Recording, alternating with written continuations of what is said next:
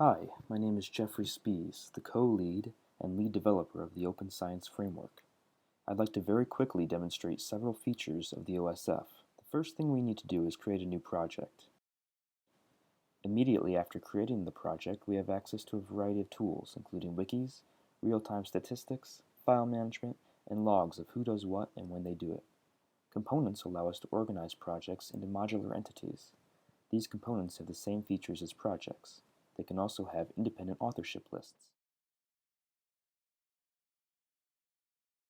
Let's upload a file to the Materials component by dragging and dropping the file from our local computer into the web browser. When we make a change to the file on our local system and re-upload it to the OSF, the old version is still available to download. This is actually a simplified front end to the popular and powerful version control system, Git.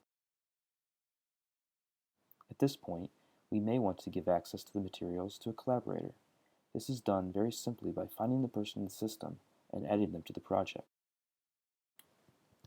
We may want to go further than this and make the project or certain components of the project public, meaning people outside of the contributor list would be able to view the content of our project or component.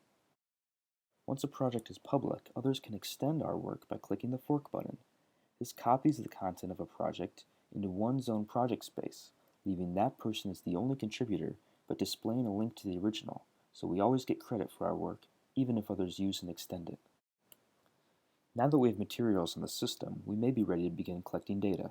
Before doing so, we might freeze the project so that even if we continue working on the materials to use for other projects, we'll always be able to access those used at the time of data collection. First, we click New Registrations. Next, we select the registration template that we'd like to use to append metadata to this registration. These templates can be created by users or organizations to create dynamic surveys. I'll select the standard pre-data collection registration. Is data collection underway? No. Have you looked at the data? No. Other comments? We're starting data collection on the 17th. This is the frozen copy of the project that cannot be edited. The data we entered during registration is now appended to this project. If the registration has been made public, this unique URL can be inserted into a manuscript in order to allow readers to see the materials used at the time of data collection. This copy always points to the original, and even if the original project changes by adding data to it, for example, the registered version exists in the state at which it was before we collected data.